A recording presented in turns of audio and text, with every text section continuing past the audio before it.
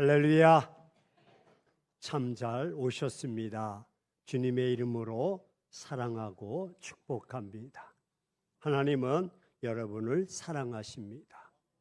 또 하나님은 여러분을 위해 놀라운 계획을 가지고 계십니다.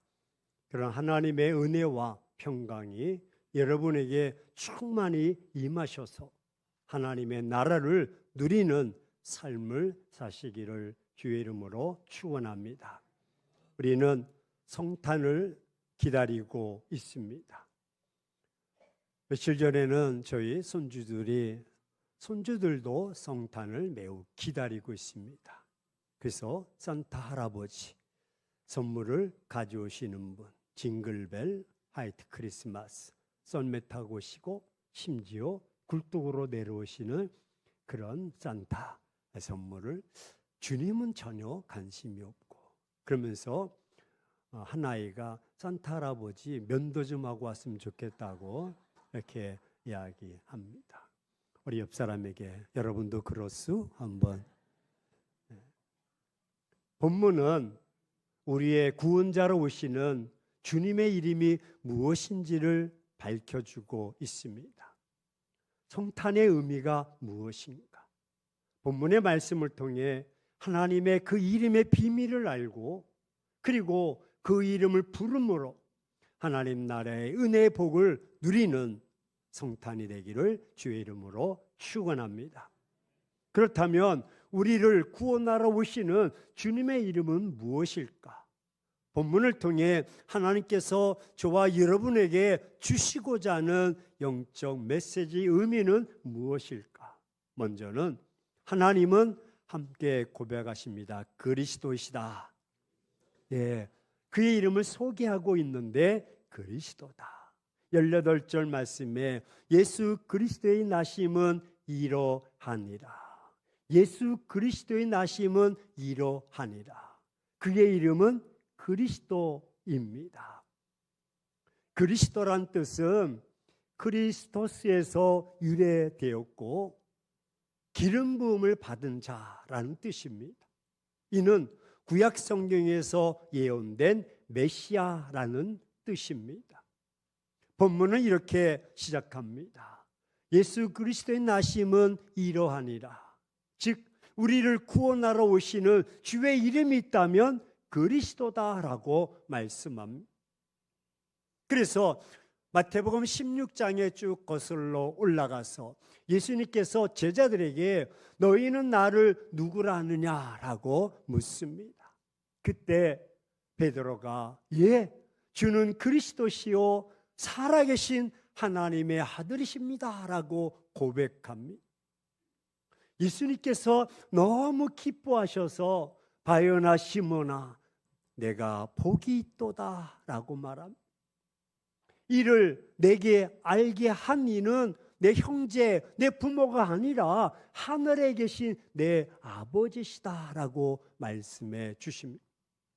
그러시면서 두 가지 복을 주십니다. 음부의 권세를 이기는 교회와 천국 열쇠를 내가 내게 주겠다. 그렇습니다. 예수 그리스도를 그리스도라고, 예수님을 그리스도라고 고백할 때에 천국의 복을 받게 될 줄로 믿습니다. 그래서 성령 하나님을 보내주셔서 우리로 하여금 고백하게 하십니다. 예수님을 영접하게 하십니다. 그래서 이렇게 이곳까지 올 수 있도록 인도해 주신 것입니다. 왜냐하면 성령이 너에게 역사하지 않고서는 너희가 하나님을 아바 아버지라고 고백할 수 없다고 말씀하고 있는데, 역사하지 않으면 예수를 그리스도라고 고백할 수가 없습니다. 따라서 예수 그리스도께서 성령으로 동정녀 마리아를 통해서 잉태되었듯이 말합니다. 그래서 18절 말씀에 예수 그리스도의 나심은 이러하니라. 그의 어머니 마리아가 요셉과 약혼하고 동거하기 전에 성령으로 잉태된 것이 나타났더니, 예수를 그리스도라고 고백한 베드로는 마침내 성령 충만한 가운데 병든 자를 치유하는 역사의 주인공이 되었고 하나님 나라를 확장하는 데 큰 역할을 감당. 보십시오. 사도행전 3장 6절에 그 유명한 말씀 베드로가 말합니다. 야, 나에게는 은과 금이 없어. 하지만 내게 있는 것이 있는데 그것은 나사렛 예수 그리스도다. 할렐루야. 그리스도의 이름으로 일어나 걸으라 라고 말. 그렇습니다. 그리스도만이 구원자시요 그리스도만이 메시아요 심판의 주가 되십니다. 그리스도만이 해결자요 그리스도만이 인생의 주인이십니다. 따라서 성령 하나님께서 이 시간 함께하기를 축원합니다. 성령 하나님께서 여러분의 마음을 활짝 열어주시기를 축원합니다. 예수님을 그리스도라고 고백함으로 성령 충만함을 입는 하나님의 자녀들이 다 되기를 주의 이름으로 축원합니다. 성탄절을 맞이할 때 그 마음으로 맞이하셔야 됩니다. 하나님은 그리스도십니다. 내 마음에 자정하옵소서. 그래서 이 험난한 인생의 길에서 하나님과 함께 승리의 길을 걸어가시기를 주의 이름으로 축원합니다. 우리를 구원하러 오시는 주님의 이름은 또 다른 함께 고백합니다. 하나님은 예수다. 예, 하나님은 예수라고 말씀하는데 오늘 21절에 아들을 낳으니 이름을 무엇이라? 예수라 하라. 이는 그가 자기 백성을 그들의 죄에서 구원할 자이십니다. 예, 그 이름은 예수니라. 우리를 구원하러 오시는 주님의 이름이 있다면 예수인 것입니다. 하나님은 천사를 통해서 그의 이름을 밝히셨고 아들을 낳을 것이다. 그리고 장명해 주셨는데 그 이름을 예수라고 말하. 예수. 그 이름의 뜻이 무엇입니까? 이를 번역하면 그가 자기 백성을 그의 죄에서 구원할 자이십니다. 저와 여러분을 구원할 자이시다. 이 천사가 가르쳐 주신 이 한 말씀 속에는 엄청난 능력이 들어 있습니다. 예수님은 왜 이 땅에 오셨습니까? 영적인 이유가 있는데 백성을 죄에서 구원하기 위해서, 저와 여러분을 구원하기 위해서 하늘 보좌를 버려두고 오신 분이 예수인 줄로 믿습니다. 그분이 아기 예수 그리스도로 탄생하는 것입니다. 책에 이런 내용이 있어서 소개해 드립니다. 어떤 사람이 깊은 산길을 가다가 그만 실족해서 큰 구덩이에 빠지게 되었습니다. 혼자 힘으로 그 구덩이에서 벗어날 수가 없습니다. 그래서 사람 살려 소리를 지르는, 마침내 한 사람이 지나가다가 구덩이 속의 사람을 내려다보면서 이렇게 말합니다. 안 됐소이다. 전생의 업보니 체념하십시오 라고 지나가 버렸습니다. 얼마 후에 또 다른 사람이 지나가길래 사람 살려 라고 외치자 그가 쳐다보면서 내 그럴 줄 알았어. 내가 그만큼 조심하라고 타일렀구만. 늘 조심하는 것이 상책이요 하면서 혀를 찌찌 차더니 그냥 가버렸어요. 얼마 후 또 한 사람이 지나가길래 사람 살려 소리쳤더니 그분이 구덩이를 쳐다보면서 잠시만 기다리십시오.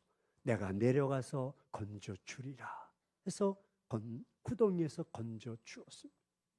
이 이야기는 상당히 의미 있는 말씀입니다. 거기에 영적인 깊은 진리가 담겨져 있는데 눈치채신 분도 있지만 첫 번째 사람은 석가였습니다. 천생이 업보야 어쩔 수가 없어. 두 번째 사람은 공자입니다. 내가 그렇게 하지 말라 그랬지. 세 번째 사람은 예수입니다. 묻지도 않고 따지지도 않고 내려가신.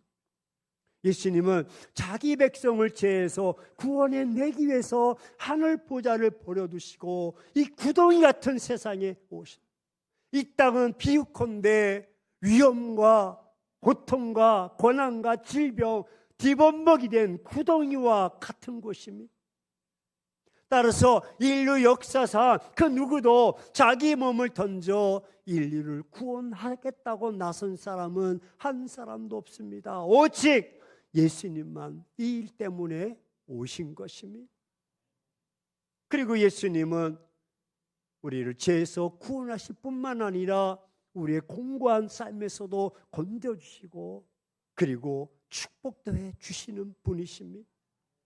혹이 여러분 중에 인생의 삶의 짐이 무거우십니까? 삶이 지쳐서 허덕이고 있습니다. 그리고 질병의 고통으로 신음하고 가난으로 인해서 절망하십니다. 하지만 염려하지 마십시오. 우리 예수님께서 함께 하시면 해결될 줄로 믿습니다. 역사, 반전의 역사가 일어나는 것입니다. 회복의 은혜가 임할 줄로 믿습니다. 주님은 예수로 우리를 구원하실 뿐만 아니라 우리의 모든 것도 책임져 주시는 분이죠. 서울 명일동의 명성교회 다니는 이혜원 집사님, 롯데우유 이사였습니다. 이 집사님은 부인이 교회에 나가자고 하니까 싸우기 싫어서 가정의 평화를 위해서 마지못해 질질 끌려 교회에 나옵니다. 믿음이나 신앙은 거의 없는 사람. 그런데 회사에서 롯데우유의 판매 실적이 뚝뚝 떨어지자 실적을 올리라며 자꾸 압력을 넣고 스트레스를 엄청 받았습니다. 실적은 올려야 되는데 롯데우유에 대한 인지도가 매우 낮아서 매출은 오르기커녕 자꾸 매출이 떨어집니다. 그도 그럴 것이 서울 우유를 먹으면 서울대 가고 연세 우유를 아이들에게 마시면 연세대 가고 하다못해 건국 우유를 마시면 건국대라도 가는데 롯데는 어디 간대? 아무도 알아주지 않아요.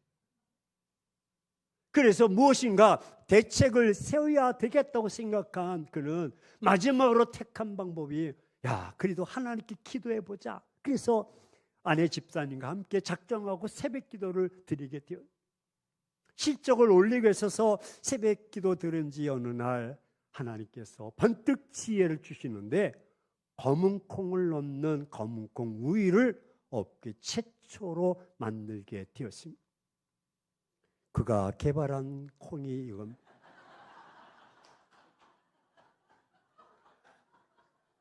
원하신 분은 드리겠습니다. 예, 이 검은콩 우유 출시한 지 40일 만에 1천만 개가 팔렸다고 합니다. 엄청난 대박이 일어났습니다. 그렇습니다. 우리가 예수 그리스도의 이름으로 기도하기만 하면 하나님께서 지혜를 주시고 우리 죄를 용서해 주실 뿐만 아니라 아이디어도 주시고요, 비전도 주십니다. 다른 사람이 하지 못하는 것을 할 수 있게 역사도 하십니다. 그 근거가 어디 있습니까? 예수님은 요한복음 14장 13절 14절에 너희가 내 이름으로 무엇을 구하든지 내가 시행하리라. 이는 아버지로 하여금 아들로 말미암아 즉 예수로 말미암아 영광을 받으시게 하려 함이니라. 내 이름으로 예수의 이름으로 무엇이든지 내게 구하면 내가 시행하리라. 할렐루야. 예수님만이 우리의 유일한 구원자요, 또 우리에게 축복해 주시는 자. 사도행전 4장 12절에 다른 이로서는 구원을 얻을 수 없나니 천하 사람 중에 구원을 받을 만한 다른 이름을 우리에게 주신 일이 없음이라 라고 말씀합니다. 우리는 성탄을 기다리고 있습니다. 더 이상 산타나 징글벨이 아닙니다. 화이트 크리스마스가 아닙니다. 국뚝에서 내려오신 분이 아닙니다. 밤새 선물을 두고 가시는 분이 아닙니다. 이제 마음의 문을 열고 그 그리스도, 그 예수, 우리 죄를 용서해 주실 뿐만 아니라 우리의 기도를 들어주시는 그 예수님을 믿으시길 주의 이름으로 축원합니다. 예수님을 온전히 믿음으로 제사함 받고 예수님을 믿음으로 하나님의 자녀가 되고 예수 그리스도의 이름으로 기도해서 매일매일 삶 속에서 하나님 나라를 누리시며 사시기를 주의 이름으로 축원합니다. 거기에는 인생의 참맛이 있습니다. 주정과 주가 다르듯이 내가 예수 그리스도를 믿고 안 믿고 차이는 그 분기점, 거기에는 또 다른 세계관이 있고 또 다른 길이 행복이 있습니다. 누려보십시오. 만나보십시오. 아기 예수 그리스도의 탄생을 맞이하시고 세상과 다른 참맛이 있는 인생, 세상과 다른 참 진리가 있는 인생, 세상과 다른 수준 높은 비전의 삶을 살게 될 줄로 믿습니다. 또한 우리를 구원하러 오시는 주의 이름은 무엇일까? 한번 따라서 고백하십니다. 하나님은 임마누엘이시다. 네, 오늘 22절에서 23절 이 모든 일이 된 것은 주께서 선지자로 하신 말씀을 이루려 하심이 이르시되 보라 처녀가 잉태하여 아들을 낳을 것이요 그의 이름을 임마누엘이라 하셨으니 이를 번역한즉 하나님이 우리와 함께 계시다 함이라. 그 이름은 임마누엘. 말씀을 통해서 우리를 구원하러 오시는 주님의 이름이 있다면 임마누엘.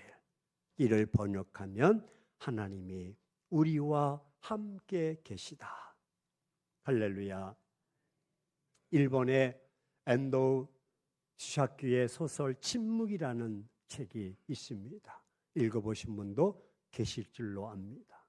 이 침묵은 17세기 일본의 기독교 박해 사건을 배경으로 실제 있었던 일을 쓴 내용입니다. 그리고 이 책에는 이런 내용이 담겨져 있습니다. 로마 천주교의 신부를 통해서 복음을 전해들은 이 두 농부들이 마침내 잡혀서 순교를 당하는 장면을 묘사해 주고 있습니다. 마침내 그들은 많은 동네 사람들이 보는 앞에서 바닷가에 세워진 나무 십자가에 매달리게 됩니다.